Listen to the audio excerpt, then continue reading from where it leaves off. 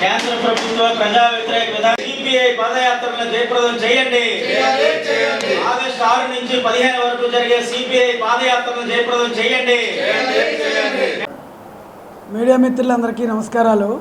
నా పేరు ఎం పైడిరాజు. సిపిఐ విశాఖ జిల్లా కార్యవర్గ సభ్యుడిగా బాధ్యతలు నిర్వహిస్తున్నాను. కేంద్రంలోని బీజేపీ ప్రజా వ్యతిరేక విధానాలను నిరసిస్తూ బదలావ్ జరూరీ హై, మార్పు కావాలి అన్న నినాదంతో సిపిఐ ఆధ్వర్యంలో దేశవ్యాప్తంగా ఆగస్టు 6 నుండి 15 వరకు కరపత్రాలు పంచుతూ పాదయాత్రలు, సభలు, సమావేశాల ద్వారా ప్రజలను చైతన్యం చేయడానికి మంచి కార్యక్రమం పూనుకున్నాం. ఇందులో పెద్దలు పెద్ద ఎత్తున పాల్గొనాలని సిపిఐ తరఫున డిమాండ్ చేస్తున్నాం. ముఖ్యంగా మన రాష్ట్రంలో కూడా స్థానిక సమస్యలు కూడా దీనిలో జోడించి 1వ తేదీన అంతర్జాతీయ విమానాశ్రయం అల్లూరి సీతారామరాజు అంతర్జాతీయ విమానాశ్రయం ప్రారంభోత్సవం జరుగుతుంది. ముఖ్యంగా సిపిఐ తరఫున మా డిమాండ్ ఏంటంటే అంతర్జాతీయ విమానాశ్రయం ప్రారంభోత్సవం సందర్భంగా స్వాగతిస్తూనే మరికొంతకాలం విశాఖపట్నం ఎయిర్పోర్ట్ను కూడా ఇక్కడ కార్యకలాపాలు సాగనివ్వాలని మేము ఇబ్బంది చేస్తున్నాం.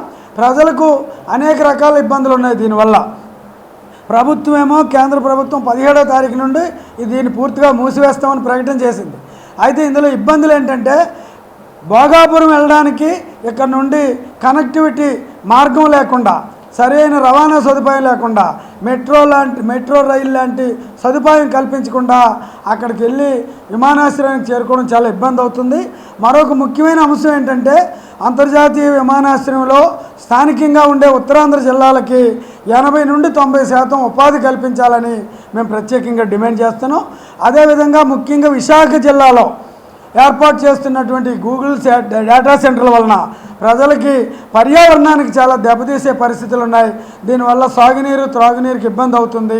ఇటువంటి అనేక రకాలైన స్థానిక సమస్యలతో 6వ తేదీ నుండి 15వ తేదీ వరకు మేము ఇంటింటికి సిపిఐ ప్రచార ఆందోళన నిర్వహిస్తున్నాం. ఇందులో ప్రజలందరూ పెద్ద ఎత్తున పాల్గొని ఈ ప్రచార పాదయాత్రలను జయప్రదం చేయాలని మీ ద్వారా విశాఖ జిల్లా ప్రజానీకానికి విజ్ఞప్తి చేస్తున్నాం. నా పేరు రెహమాన్ అండి, సిపిఐ జిల్లా కార్యదర్శి.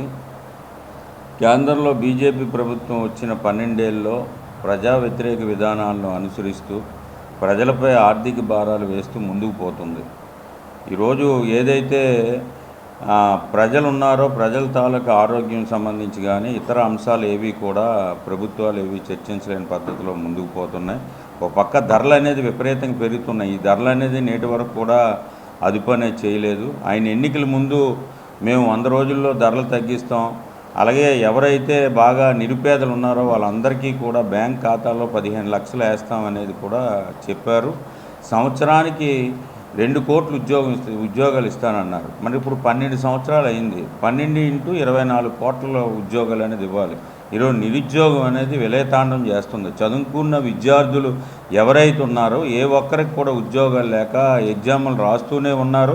ఆ ఎగ్జాములు రాస్తున్న పేపర్ లీక్ అనేది మనం చూసాంగా. మొన్న కాక్రోజ్ జనతా పార్టీకి సంబంధించి 45 రోజులు పెద్ద ఎత్తున ప్రభుత్వం శాంతియుతంగా ప్రభుత్వం ఎన్ని నిర్బంధాలు పెట్టినా, ఇబ్బందులు పెట్టినా ఆందోళన చేసి మొత్తానికి విజయం సాధించి ఎవరైతే మన విద్యాశాఖ మినిస్టర్ ఉన్నారో ధర్మేంద్ర ప్రధాన్ రాజీనామా చేసిన దాకా కూడా అంటే మొక్కవాని దీక్షతో లాఠీ చార్జ్ చేసి వాళ్ళు ఎంత కొట్టినా కూడా వెనక్కి తగ్గకుండా నవ్వుతూ వాళ్ళు ఆ నిరసన కార్యక్రమంలో విజయం సాధించారు. నిజంగా విద్యార్థుల లోకానికి మనం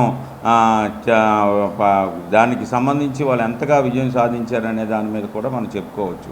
రెండవది నిరుద్యోగం అనేది ఏదైతే ఉందో ప్రతి ఒక్కరికి కూడా ఉద్యోగ అవకాశాలు కల్పించాలనేది, ప్రతి ఒక్కరికి కూడా ఆరోగ్యం అనేది కూడా అందించాలని. ఇప్పుడు ఈ పార్టీలు వచ్చిన తర్వాత ఇప్పుడు మనం చూస్తున్నాం ఈ 2 జిల్లాలు అనకాపల్లి కానీ ఇక్కడ ఉన్న విశాఖపట్నం జిల్లాలో 3 ప్రాంతాల్లో గూగుల్ డేటా సెంటర్లు, రేపు విజయనగరంలో కూడా ఒక గూగుల్ డేటా సెంటర్ అనేది వస్తుంది. దీనివల్ల పర్యావరణం అంతా కూడా నాశనమయ్యే పరిస్థితి ఉంది, తాగునీరు ఇబ్బంది పడే పరిస్థితి ఉంది. రెండోది భూములు కూడా అంటే అత్త సొమ్ము అల్లుడు దానం చేసేటట్టు ప్రభుత్వాలు అనేది భూములకు అనేది గార్డెన్గా ఉండాలి. ఈ భూములు అనేది విపరీతంగా కారు చౌకగా ఈ ప్రైవేట్ కార్పొరేట్ సెక్టర్లకు అప్పనంగా అప్పజెప్పి వాళ్ళకి ఏంటంటే 22,000 కోట్ల రూపాయలు రాయితీలు ఇస్తూ నీరు ఉచితంగా ఇస్తున్నారు, కరెంటు ఉచితంగా ఇస్తున్నారు. దీనివల్ల తాగునీరుకు ఇప్పటికే నగరంలో అన్ని ప్రాంతాల్లో కూడా ఇబ్బందులు పడే పరిస్థితి అనేది ఎక్కువగా ఉంది కాబట్టి ప్రభుత్వం అనేది అదానీ గూగుల్ డేటాకి ఇచ్చిన అన్ని అనుమతులు రద్దు చేయాలి. ఎందుకంటే ఇక్కడ విశాఖపట్నం పారిశ్రామిక ప్రాంతం మనం చూస్తున్నాం. అటు షిప్ యార్డ్ కానీ, డాక్ యార్డ్ కానీ, లేకపోతే హెచ్పిసిఎల్ కానీ అనేకమైన కెమికల్ ఫ్యాక్టరీస్ అనేవి అనేకమని విశాఖపట్నానికి ఎక్కువగా వస్తున్నాయి. మరి దాని నుంచి వచ్చే వాయు కాలుష్యం ఏదైతే ఉందో ప్రజలు జీవన స్థితిగతుల మీద దెబ్బపడే పరిస్థితి అనేది ఉంది. వాళ్ళ తాలూకు ఏదైతే ఉందో వాళ్ళ తాలూకుది అనేది రోజు రోజుకి కూడా క్షీణించే పద్ధతిలో ముందుకు పోతుంది. గూగుల్ డేటా రావడం వల్ల ఇంకా ప్రమాదం ఎక్కువ వచ్చి ప్రజలు చనిపోవడానికి కూడా కారణాలు ఎక్కువగా కనబడుతున్నాయి. కాబట్టి ప్రధానంగా పర్యావరణం ఎక్కువగా విధ్వంసం జరుగుతుంది. కాబట్టి ఈ గూగుల్ డేటాకి ఇచ్చిన అనుమతులు ఒకటి రద్దు చేయాలని రేపు ఆగస్టు 6 నుండి 15 దాకా ఇంటింటికి పాదయాత్రలు 7 నియోజకవర్గాలు ఏవైతే ఉన్నాయో జిల్లా వ్యాప్తంగా కూడా సిపిఐ ఆధ్వర్యాన ఈ పాదయాత్రలు అనేవి జరుగుతున్నాయి.